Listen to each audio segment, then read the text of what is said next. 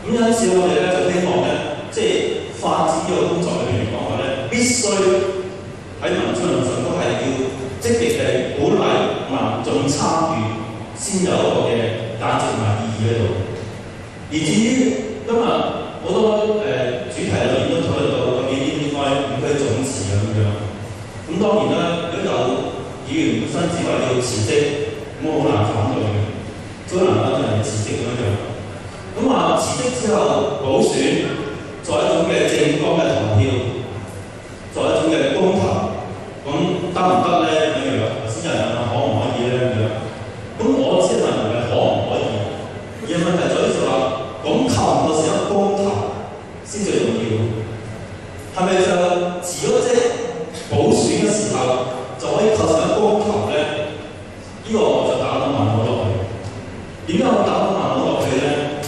因為從來大家見到咧，就係、香港市民嘅選舉方式裏面嚟講話咧，好多時都要先考慮嗰個候選人嗰個嘅工作要點樣先，然後再睇睇佢嗰啲政綱啊、政黨咁樣加埋一齊。如果單獨考慮政綱而投票嘅，唔係某啲選民，揀選民高唔高咧？數字嚟講係就唔一定好高。所以變咗咧，對我嚟講話咧，要達到嗰個嘅公投嘅效果，我哋唔好理政府承唔承認先，呢個都另一個話題。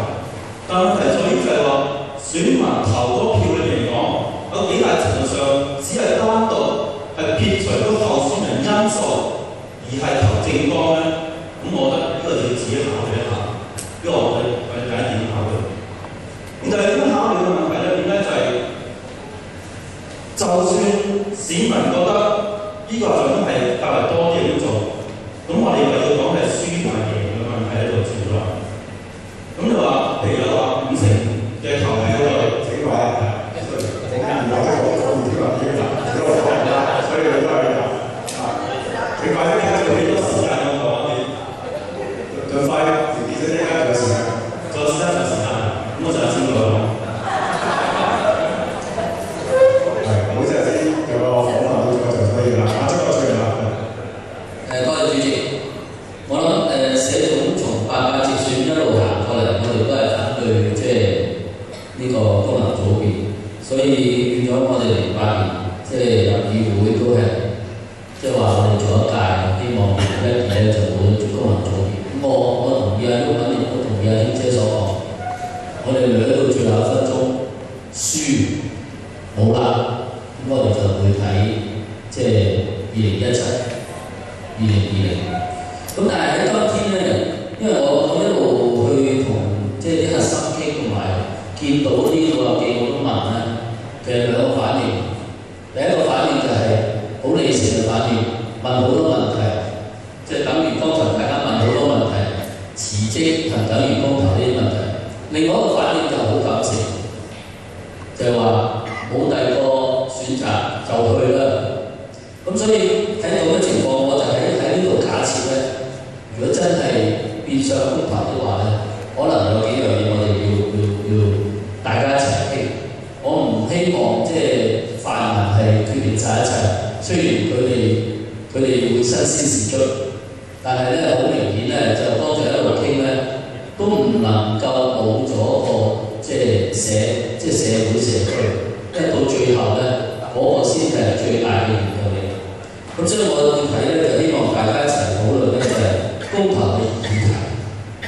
即係而家好多説法㗎，即係毓民嗰邊就係我哋公投2012，咁公民黨就公投要講嗰個即係路線圖，但係路線圖係乜冇嘅，冇即係唔知係乜。第二個我諗，即係除咗第一個公投議題咧，第二就係有冇民間嘅路線圖。即係我哋要求嘅路線圖，咁政府話冇。如果佢突然間話我俾你，咁係咪我哋想嘅咧？咁所以係咪應該有民間嘅路線圖？民間仔就大家一齊傾。第三樣嘢咧就係剛才都提過啦，就係咩叫輸咩叫贏。即係唔好以為我哋贏咗點知俾人話，你哋都係咁啫，咁即係你輸晒。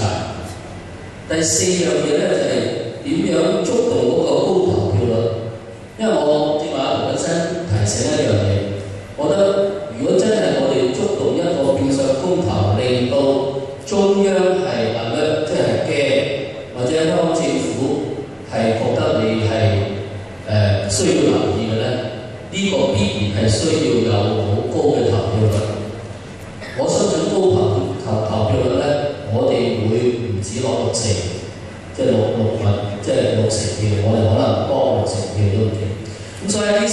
呢4點咧，我就好希望咧，就一陣主席咧就會做啲跟進，因為好明顯咧，就唔係23個人去做呢件事，係成個民間一齊做呢件事，所以嗰個組織跟進係非常之重要，而唔係我哋第一次，亦都係唯一一次今日，而係希望係滾動落去好多次討論。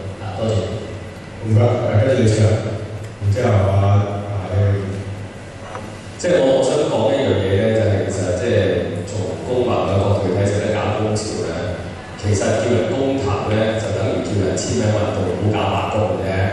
坦白講就，即係只不過有時幾樣嘢我哋搞唔成罷工，所以我叫人簽名運動。但係即係我回應翻嚟呢度講，其實全世界社會運動都唔會話叫人淨係要求你投一個票就當社會運動。坦白講，只不過我哋香港真係太過慘，即係慘係咩咧？我哋搞唔到紅衫軍，玩唔到黃衫軍，搞唔到綠衫軍，玩唔到白衫軍，乜衫軍都未搞得掂。好啦，所以我有時都覺得，即係呢期喺嗰個情況之下，即係呢個係從群眾運動嚟講咧，係一個唔係一個最高要求嘅做法嚟嘅。即係等於我公民搞唔成罷工，我叫人簽名呢就陰功。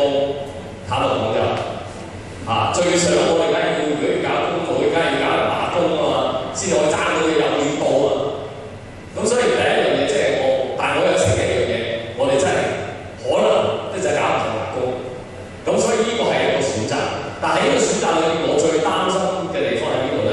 到底成個力量本身係經過成個運動之後係壯大咗，定係會唔會有危機係成上咗？唔係議會力量，而係群眾裏邊。因為大家要諗咧，就係一樣嘢，就係你睇群眾咧，市民咧支持開民主派嗰啲核心嗰啲咧，就冇問題嘅。如果你搞公投實撐，或者都會提出嚟投票。咁但係中間嗰啲就好難講啦。